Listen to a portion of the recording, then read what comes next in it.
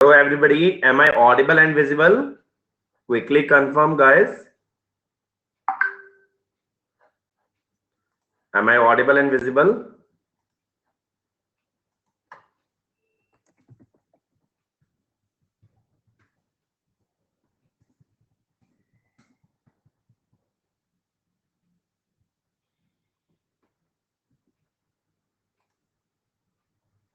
Okay तो बच्चों देखो, ये जो सेशन होने वाला है, it is about a guide for you guys कि किस टाइप से तैयारी करनी है, क्या क्या प्रोसेसेस आपको फॉलो करने हैं।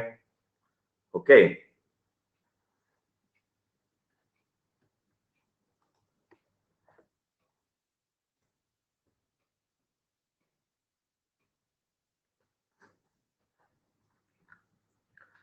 तो जस्ट अ मिनट गाइस, अभी हम लोग हेमंत जिंदल जो इस बार गेट टॉपर रहे हैं उनको भी ज्वाइन करा रहे हैं, ताकि आप लोगों को best of the best guidance मिल पाए इस सेशन के अंदर। जैसा आप जानते हुए सेशन दो लोगों के साथ होने वाला है, मैं और Hemant Jindal. So he is a topper in GATE 2021 और वो आपको साथ साथ गाइड करेंगे कि कैसे उन्होंने जर्नी की, कैसे he made sure that he reaches the top in this years examination. Okay तो आपको काफी सारा एक्सपोजर मिलेगा यार। मुझसे तो आप रेगुलर बेसिस पे मिलते ही रहते हो, but the time is right to meet another topper and listen to their side of the story. मैं तो आपको अपनी कहानी कई बार बताता रहता हूं, है ना। तो सबसे पहले तो मुझे सब लोग ये बता दो यार, कैसे हैं सभी लोग, सेफ हैं या नहीं है इस एनवायरनमेंट के अंदर, क्योंकि आजकल बहुत ज्यादा रिस्की हो गया है, आजकल बहुत ज्यादा कोरोना फैल रहा है। तो अभी सभी स्टूडेंट सेफ हैं कि नहीं है ये बताएंगे पहले। हाँ, केसेस बहुत तेजी से बढ़ रहे हैं, इसीलिए बच्चों आपको प्रिकॉशन लेके रहना है और मेक श्योर करना है कि आपकी तैयारी में किसी तरह का कोई रोड ब्लॉक ना आए। अगर आप सेफ रहोगे तो ही आप तैयारी कर पाओगे, ठीक है। रिस्क नहीं लेना है बिल्कुल भी आज के टाइम में।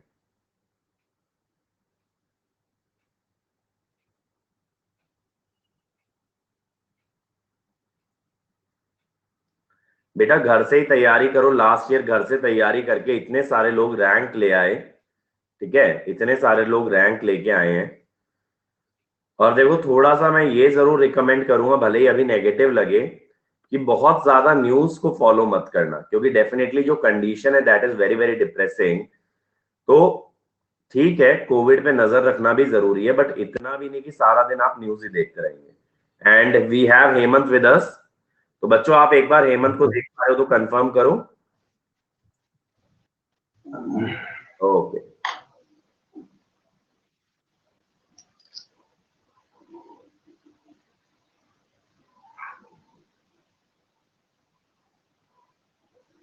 तो Hemant, welcome to this platform. Thank you sir. So बच्चों अब हमारे साथ गुड मॉर्निंग एवरीवन। अब हमारे साथ हेमंत जुड़ गए हैं, तो definitely he is going to share his journey with you all, the strategy that you need to follow to crack GATE 2022 with a top rank. So over to you Hemant. Yes sir. So I have got AIR 8 in GATE 2021। तो मैं बताना चाहूंगा सबको कि अगर आपको gate में अच्छा रैंक लाना है तो आपको इनिशियली बेसिक सब्जेक्ट जो है इलेक्ट्रिकल और इलेक्ट्रॉनिक्स से related, for example mathematics, network analysis, signal system और इलेक्ट्रोमैग्नेटिक थ्योरी, इन सब्जेक्ट्स को आपको अच्छे से प्रिपेयर करना पड़ेगा। ये सबसे इम्पोर्टेंट सब्जेक्ट्स हैं अकॉर्डिंग टू मी, अगर आपको अच्छा रैंक लाना है गेट के अंदर तो। क्योंकि ये जो सब्जेक्ट्स हैं, इन्हीं सब्जेक्ट से आप आगे के सब्जेक्ट्स की एनालिसिस कर सकते हो। अगर आपका नेटवर्क एनालिसिस अच्छा नहीं है तो आप आगे कोई भी सब्जेक्ट की प्रॉपर एनालिसिस नहीं, इलेक्ट्रॉनिक्स हुआ, मशीन हुआ, ठीक है, पावर सिस्टम हुआ, फिर सिग्नल सिस्टम अगर आपका बढ़िया नहीं है तो फिर आपको पावर इलेक्ट्रॉनिक्स में दिक्कत आएगी। आगे मशीन, पावर इलेक्ट्रॉनिक्स सब इंटरलिंक्ड है एक दूसरे से, और मैथ्स तो पूरा इलेक्ट्रिकल इंजीनियरिंग डिपेंडेंट ही मैथ्स पे है। Similarly electromagnetic theory. तो ये 4 सब्जेक्ट्स बहुत ही ज्यादा बेसिक्स और इम्पोर्टेंट सब्जेक्ट्स हैं। तो कोई इंसान अगर शुरू कर रहा है प्रिपरेशन, अपने इनिशियल फेज में है, तो पहले इनिशियली इन 4 सब्जेक्ट्स पे फोकस करना बहुत जरूरी है इनिशियली फेज के अंदर। और सर बाकी आप बताओ सर कुछ।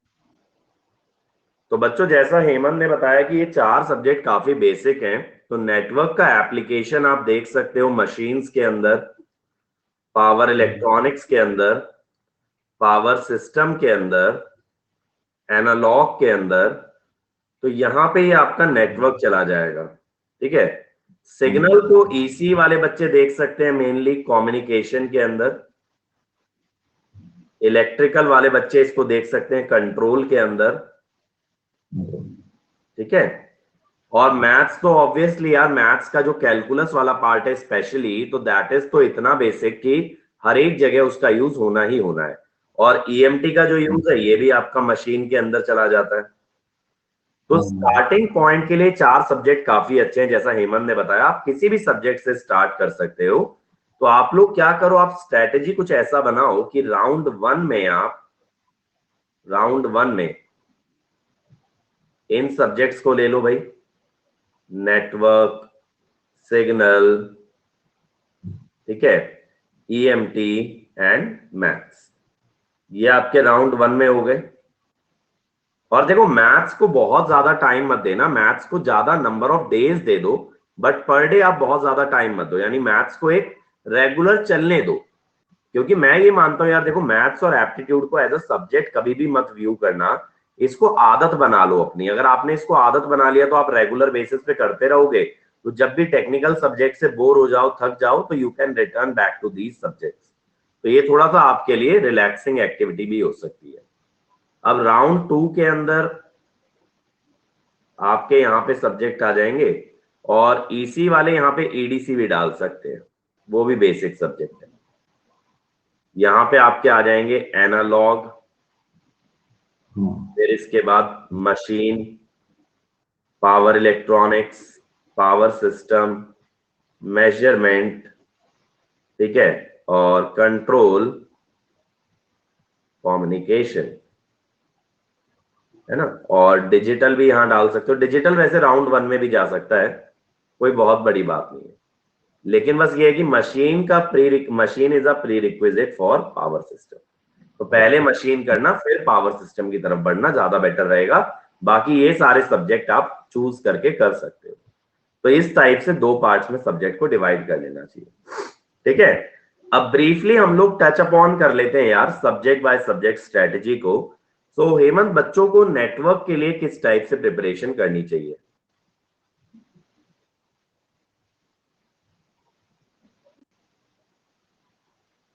हेलो,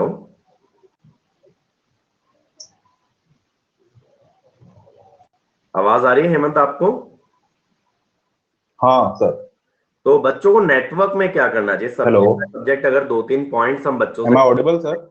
हाँ बिल्कुल बिल्कुल। जी सर, जी सर, अब आ रही है। एम आई तो मेरा, ऑडिबल? हाँ बिल्कुल। Am I audible sir? बिल्कुल आवाज आ रही है आपकी।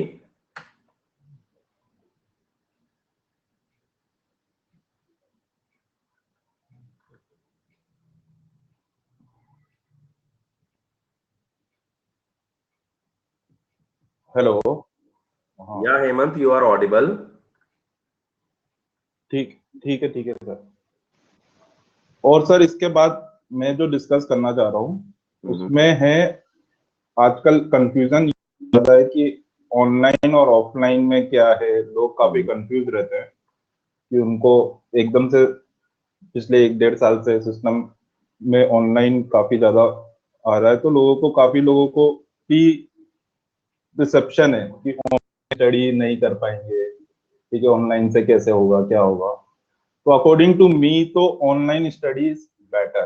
पहली बात तो इसमें हमें कुछ ना कुछ कंपैरिजन करना पड़ेगा कि ऑनलाइन में बेनिफिट क्या है और ऑफलाइन में क्या बेनिफिट है, और ऑनलाइन कैसे उसको हम मीट कर पा रहे हैं, और क्यों ऑनलाइन ऑफलाइन बेटर है। तो ज्यादातर मैंने जितना ऑब्जर्व करा है कि जो अर्लियर लोग हैं, ओल्ड पीपल हैं, अब उन्होंने तो कभी ऑनलाइन स्टडी कभी करा नहीं है सर। ठीक है, अगर हम हमारे पेरेंट्स को देखें, ठीक है, एल्डर ब्रदर्स सिस्टर्स को देखें, तो वो तो ऑनलाइन स्टडी उनका तो प्रॉपरली हुआ नहीं है कभी। तो उनका प्री कंसेप्शन माइंड में ये है कि ऑनलाइन स्टडी से लोग नहीं है, प्री कंसेप्शन लोगों के अंदर माइंड में है। तो ज्यादातर जो आजकल के स्टूडेंट्स हैं, वो भी अगर अपने माँ बाप को उन सबसे इस तरीके से गाइड ले रहे हैं, हर दिन अगर इसी तरीके की बात चल रही है कि ऑनलाइन से कुछ फायदा नहीं होता, लोग ज्यादातर टाइम वेस्ट ही करते हैं, तो ये जो प्री कंसेप्शन है माइंड के अंदर, ये पहले लोगों को निकालना पड़ेगा अकॉर्डिंग टू मी। क्योंकि आजकल तो अब हर आदमी फोन पे ही रह रहा है, ऑनलाइन ही सब कुछ वो कर ही रहा है। ठीक है, तो अब स्टडी को भी उसको ऑनलाइन में शिफ्ट होना पड़ेगा। पहले तो ये अपना माइंडसेट उसको प्रिपेयर करना पड़ेगा कि ऑनलाइन स्टडी वो करा जा सकता है, कोई ऐसा कुछ नहीं है। मैं तो खुद अपनी रैंक के लिए पूरा का पूरा जो श्रेय है वो ऑनलाइन स्टडी को ही देना चाहूंगा, क्योंकि अकॉर्डिंग टू मी मेरे जो कॉन्सेप्ट्स ज्यादा अच्छे हुए हैं वो ड्यू टू ऑनलाइन स्टडी हुए हैं। क्योंकि होता है सर कि आपके पास नंबर ऑफ टीचर क्या फिक्स रहते हैं। आप कोई टीचर आपको कहीं पर ज्वाइन करा तो आपको एक ही बंदा आपको पढ़ाएगा, ठीक है, आपको उसी का पॉइंट ऑफ व्यू समझ में आएगा। और इलेक्ट्रिकल इंजीनियरिंग ऐसी है according to me, it's a basic science. तो जब तक आप इसमें इंटरेस्ट नहीं लोगे, जब तक आपको क्यूरियोसिटी नहीं होगी और आप मल्टीपल लोगों से आपको खुद की अंडरस्टैंडिंग जब तक नहीं आएगी, तब तक इलेक्ट्रिकल इंजीनियरिंग में आप अच्छा रैंक नहीं ला सकते हो गेट के अंदर। इन दी एंड तो आपके कॉन्सेप्ट मजबूत होने चाहिए, कॉन्सेप्ट आपको समझ में आने चाहिए। अब इलेक्ट्रिकल इंजीनियरिंग में ऐसा तो है नहीं कि बहुत ज्यादा फॉर्मूले हैं, ज्यादातर तो इंटरलिंक्ड है। अब कई लोग बोलते हैं कि इलेक्ट्रिकल इंजीनियरिंग टफ है। क्यों टफ है? क्योंकि इसमें बहुत फॉर्मूले हैं। लेकिन अकॉर्डिंग टू मी ज्यादातर फॉर्मूले सब इंटरलिंक्ड है। अगर आप जब तक इसकी अंडरस्टैंडिंग नहीं ले पाओगे तब तक वो आएगा नहीं। और अंडरस्टैंडिंग कब आएगी? जब आपको मल्टीपल लोगों का पॉइंट ऑफ व्यू समझ में आए कि किस तरीके से आप पढ़ा रहे हो, कोई दूसरा टीचर पढ़ा रहा है एक ही सब्जेक्ट को, ठीक है। तो आपको मल्टीपल लोगों से थोड़ा बहुत अंडरस्टैंडिंग लेनी पड़ेगी और अपना एक परसेप्शन बनाना पड़ेगा उस सब्जेक्ट का, तब जाकर आप उसको। तो ऑनलाइन स्टडी से फायदा क्या है कि आपको एक तो ये जो अनअकैडमिक प्लेटफॉर्म है इस पे आपको मल्टीपल एजुकेटर मिलेंगे जो हाईली क्वालिफाइड हैं, जिन्होंने बढ़िया कॉलेज से अपनी डिग्री करी है, हायर स्टडी जो है बेटर प्लेसेस से करी है। तो उनका एक अपना पॉइंट ऑफ व्यू है कि वहां पे किस तरीके से स्टडी होती है। अब अगर आप ऑफलाइन क्लासेस कहीं ले रहे हो तो वहां पे कोई टीचर पढ़ा रहा है, तो आप एक ही टीचर पे बाउंड हो गए हो कि मतलब वो जिस तरीके से पढ़ा रहा है आपको उसी के अकॉर्डिंग अपने आप को ढालना पड़ेगा। लेकिन ऐसा है नहीं, इलेक्ट्रिकल इंजीनियरिंग के साथ आपको एक पॉइंट ऑफ व्यू बनाना पड़ेगा, अपना एक परसेप्शन बनाना पड़ेगा, अपना एक विजुअलाइजेशन करना पड़ेगा, और उसके लिए आपको मल्टीपल सोर्सेज चाहिए, तभी वो पॉसिबल है। और वो ऑनलाइन स्टडी से इजीली पॉसिबल है। ठीक है, तो अकॉर्डिंग टू मी तो ऑनलाइन स्टडी में लोगों को पहले सोचना पड़ेगा, जो भी स्टूडेंट है उसको ये सोचना पड़ेगा कि वो ऑफलाइन से क्यों वो ऑफलाइन जाना चाहता है। मेरे अकॉर्डिंग टू ऑफलाइन जाने का अगर रीजन उसका ये है कि नहीं उसके माँ बाप बोल रहे हैं, उसका बड़ा भाई बोल रहा है कि नहीं ऑफलाइन पढ़ो, उसी से पढ़ाई होती है, तो दूसरों के कहने पे नहीं जाना चाहिए। आजकल के जनरेशन में लोग ऑनलाइन इतना ज्यादा यूज कर ही रहे हैं, तो उनको ये समझ में आना चाहिए कि अगर हम ऑनलाइन गेम खेल सकते हैं, ऑनलाइन सब कुछ कर सकते हैं, तो ऑनलाइन पढ़ाई भी हो सकती है।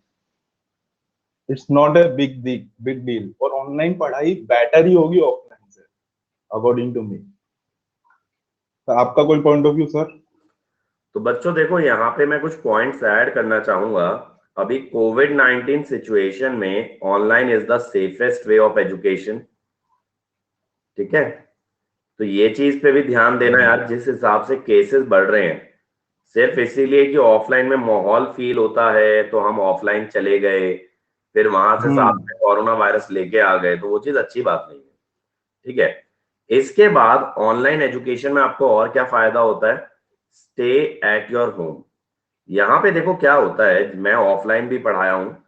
जब बच्चे ऑफलाइन के लिए कभी दिल्ली कभी हैदराबाद मूव आउट करते हैं, तो प्रॉब्लम ये आ जाती है कि भाई वहां का जो एनवायरमेंट है, वहां का जो फूडिंग है, that is not as much standard as your home. Obvious सी बात है यार, बाहर खाना खाओगे, बाहर रहोगे तो conditions are very very verse.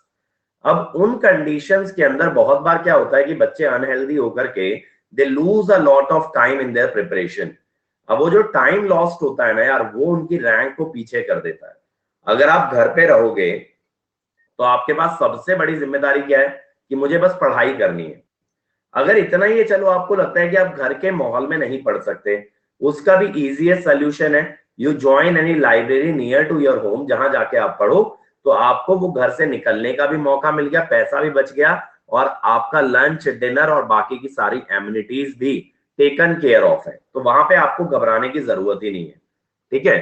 Secondly यार, यहाँ पे आपको ample of study material and test है। यहाँ पे ऑनलाइन में आपको काफी स्टडी मटेरियल अवेलेबल और काफी टेस्ट सीरीज अवेलेबल है। तो आप रेगुलरली चीजें कर सकते हो, अपने आप को टेस्ट कर सकते हो। और रही बात, जो बच्चे एक पॉइंट उठाते हैं कि सर फील नहीं आता है ऑनलाइन में, तो अगर बेटा ऑफलाइन वाला फील चाहिए तो फिर आपको लाइव क्लासेस करना चाहिए। अगर आप रिकॉर्डेड देखोगे तो मैं खुद समझ रहा हूं कि आपको ऑफलाइन वाला फील नहीं आएगा, लेकिन लाइव क्लासेस आपको बिल्कुल ऑफलाइन वाला फील देती हैं, जहां बच्चे आपस में भी इंटरेक्ट कर सकते हैं और जहां बच्चे अपने एजुकेटर से भी इंटरेक्ट कर सकते हैं। And believe me my dear students, कभी भी आप ऑफलाइन में टीचर से इतनी बात नहीं कर सकते जितनी कि आप एक लाइव क्लास में कर सकते हो, क्योंकि वहां पे आप सब लोगों को विजिबल नहीं होते। जब आप 400 बच्चों के बैच में बैठते हो बेटा, तो क्या होता है ना, एक हेजिटेशन बिल्डअप हो जाता है कि आप किसी के आगे स्पीकअप नहीं कर सकते, किसी के आगे आप बोल नहीं सकते, क्योंकि वहां पे आपको क्या लगेगा, अगर मेरा डाउट थोड़ा सिली हुआ तो सब लोग मजाक उड़ाएंगे। लेकिन ऑनलाइन में ऐसा नहीं है। यहाँ डाउट आपका छोटे से छोटा भी है ना, तो you can ask the educator और वो आपका इमीडिएटली डाउट आंसर करेंगे। तो बहुत सारी फैसिलिटीज जुड़ जाती हैं यार। मैं तो ये मानता हूं कि जितना सब्जेक्ट का क्लैरिटी मैं ऑनलाइन के थ्रू दे पाता हूं, उतना ऑफलाइन में दे पाना पॉसिबल नहीं था। ठीक है, चलो तो आगे बढ़ते हैं। हेमंत, मैं आपका ओपिनियन लेना चाहूंगा एटलीस्ट फॉर बेसिक सब्जेक्ट्स कि बच्चे कैसे तैयार कर सकते हैं। अगर कोई बच्चा नेटवर्क एनालिसिस तैयार करना चाहता है तो क्या दो तीन चीजें हैं जिसका उसे ध्यान रखना चाहिए और कैसे इस सब्जेक्ट को अप्रोच करे?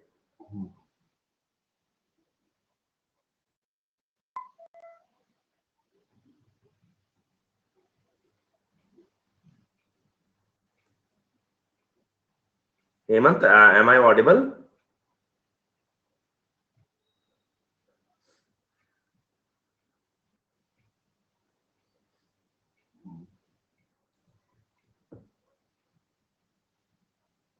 Hello hello. Hemant, am I हाँ ऑडिबल? सर। हाँ। तो नेटवर्क में बच्चों को क्या ऑडिबल चीजों ना पे सर? ध्यान देना चाहिए? Hello. Yes sir, it's little bit shaky, but okay sir. तो सर, टू मी, हाँ सर, मेरा आ रहा है ना सर? बिल्कुल बिल्कुल बिल्कुल। I am audible? Yes yes yes.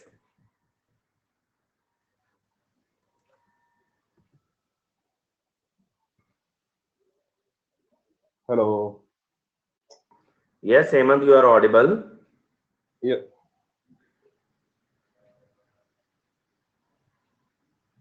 Hello. Audible हो हेमंत, आप स्ट्रैटेजी बताने वाले थे नेटवर्क के लिए।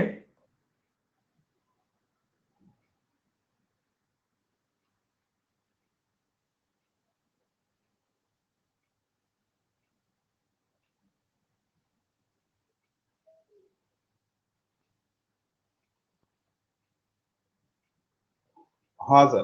तो सर, अब ना, अब इसमें क्या है कि सर, कई होता है कि कितना पढ़ाई करें, कितने घंटे पढ़ाई करें। ठीक है, 4 घंटे पढ़े, 6 घंटे पढ़े, या 8 घंटे पढ़े। ठीक है, क्या करें? तो अकॉर्डिंग टू मी, अब जैसे नेटवर्क सब्जेक्ट है, तो इलेक्ट्रिकल इंजीनियरिंग एक प्रोग्रेस है। मतलब आप, ऐसा नहीं है कि एक दिन में स्टडी शुरू कर रहे हैं, आपने कॉलेज में ढंग से नहीं पढ़ाई करी है। तो अगर आपको ये शुरू करना है तो ये प्रोसेस है, पहले तो आपको प्रोसेस को समझना पड़ेगा। कि थोड़ा सा लंबा प्रोसेस है लेकिन फन है, प्रोसेस में बहुत ज्यादा फन है। इलेक्ट्रिकल इंजीनियरिंग जो है according to me basic engineering है, बेसिक फिजिक्स से रिलेटेड है काफी ज्यादा। तो इसके लिए आपको क्यूरोसिटी और लव फॉर लर्निंग आपके अंदर आना पड़ेगा अकॉर्डिंग टू मी। कोई भी सब्जेक्ट जैसे नेटवर्क एनालिसिस है, आपके उसमें जैसे आपने पढ़ा कि फेजर एनालिसिस हम कर रहे हैं, अब क्यों हम फेजर एनालिसिस कर रहे हैं आपको उसके बारे में सोचना पड़ेगा, ठीक है। अब जो भी फैकल्टी है कोई भी बता रहा है तो वो एक बार बता देगा, लेकिन आपको उसको अपने में सोचना पड़ेगा कि क्यों ऐसा कर रहे हैं हम, क्यों कॉम्प्लेक्स नंबर पे हम गए, क्यों उसको हम यूज कर रहे हैं, क्यों डायरेक्टली डिफरेंशियल इक्वेशन क्यों नहीं सॉल्व कर दे रहे हैं। कॉम्प्लेक्स स्टडी से वो बहुत ज्यादा इजी हो जाएगा, ठीक है, वो सब स्टडी कर पाना। तो आपको क्यूरोसिटी और लव फॉर लर्निंग ये लाना पड़ेगा। अब इसका मतलब क्या है क्यूरोसिटी और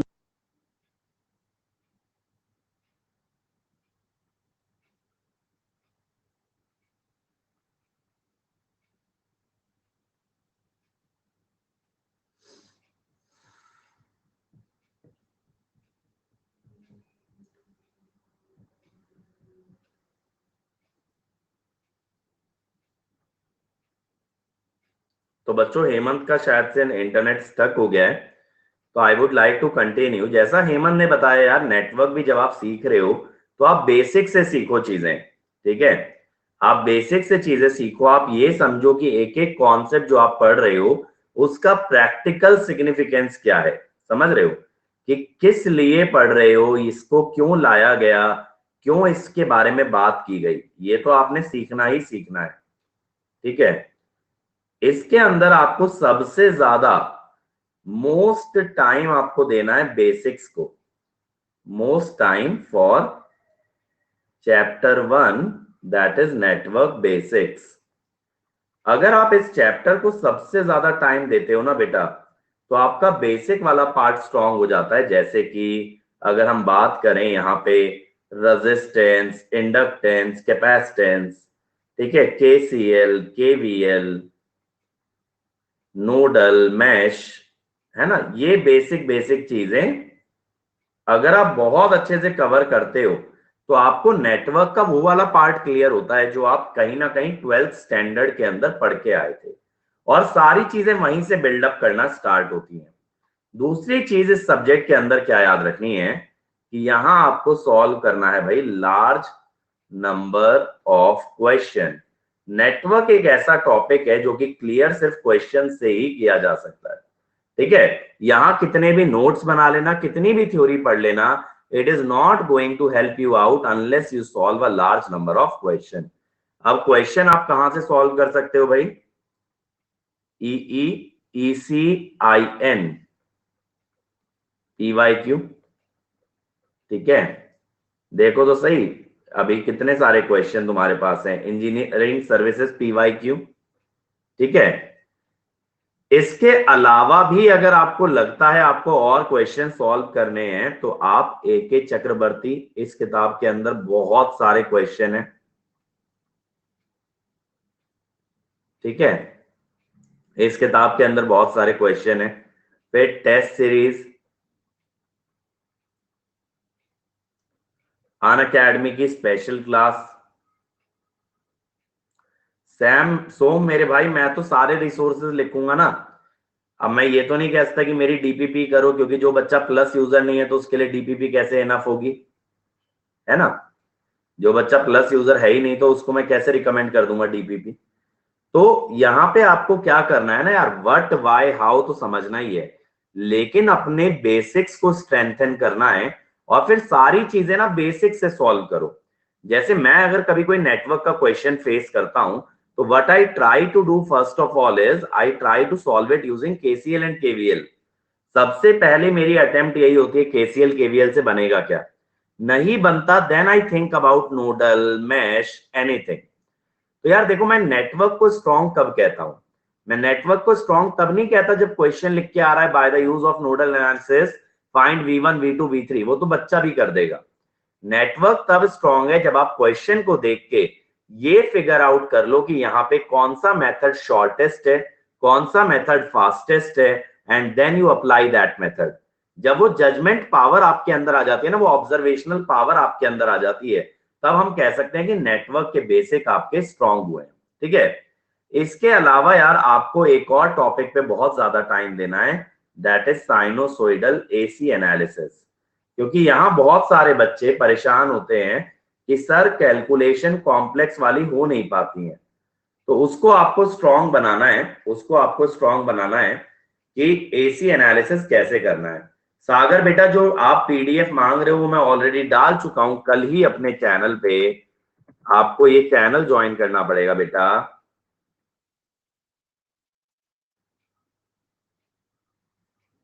how to access plus special classes. अब बेटा ये प्लस स्पेशल क्लासेस क्या होती हैं तो मुझे भी नहीं पता है, तो मैं आपको ये बता रहा था साइनोसोइडल एसी एनालिसिस आपको स्ट्रांग करना है। यहां पे आपको फेजर एनालिसिस पे ध्यान देना है कि कैसे फेजर्स का यूज करते हैं, क्यों यूज करते हैं, ये सारी चीजें। तो ये 2 चैप्टर ऐसे हैं ना जिनमें तकरीबन ये मान के चलो आपको 50 आवर्स देने पड़ेंगे खूब आराम से, कम से कम इन 2 चैप्टर्स को स्ट्रांग करने के लिए ना, along with lectures and all you have to dedicate more than 50 hours, तब जाके आपका ये वाला टॉपिक बहुत अच्छे से स्ट्रांग हो पाएगा। ठीक है, तो अगर आप तैयारी स्टार्ट कर रहे हो मेरे भाई तो नेटवर्क से स्टार्ट करो, that is what I would recommend. और अभी देखो 14 अप्रैल से जो हमारा बैच स्टार्ट हुआ है, 14 अप्रैल से जो न्यू बैच स्टार्ट हुआ है इलेक्ट्रिकल और ईसी का, उसके अंदर बीवी रेड्डी सर आपका नेटवर्क एनालिसिस कवर करा रहे हैं। तो बेटा अभी भी मौका है, टाइम नहीं बीता है ज्यादा, आप लोग अटेंड कर सकते हो। नेटवर्क एनालिसिस बहुत ही अच्छा सर डील करते हैं, तो वहां से आपको काफी कुछ सीखने मिलेगा। इसके अलावा सिद्धार्थ सर कवर कर रहे हैं ईडीसी लेटेस्ट बैच में, तो सिद्धार्थ सर खुद ईसी AIR 1 है, तो समझ सकते हो नेक्स्ट लेवल पढ़ाएंगे। और जो इलेक्ट्रिकल वाले मेरे बच्चे हैं उनके लिए केजर हफीज सर डील कर रहे हैं पावर इलेक्ट्रॉनिक्स। तो बहुत ही बढ़िया तरीके से आपको कोर सब्जेक्ट्स का कॉम्बो मिल रहा है अभी से कोर सब्जेक्ट स्टार्ट कर दिए गए हैं यार। तो right now is the best time to join an academy to learn from the best educators and to be in best of the best environment. ठीक है, तो मेरे हिसाब से यार टाइम अप हो गया है क्लास का, फिर आपसे और डिस्कस करेंगे। आई होप कि आपको कुछ अच्छे इंसाइट्स मिले हों कि किस तरह से आपको तैयारी करनी है। And apologies for the internet connection की भाई हेमंत का इंटरनेट कनेक्शन चला गया है। So I will meet you guys very very soon. Take care guys, be safe and keep preparing. Thank you.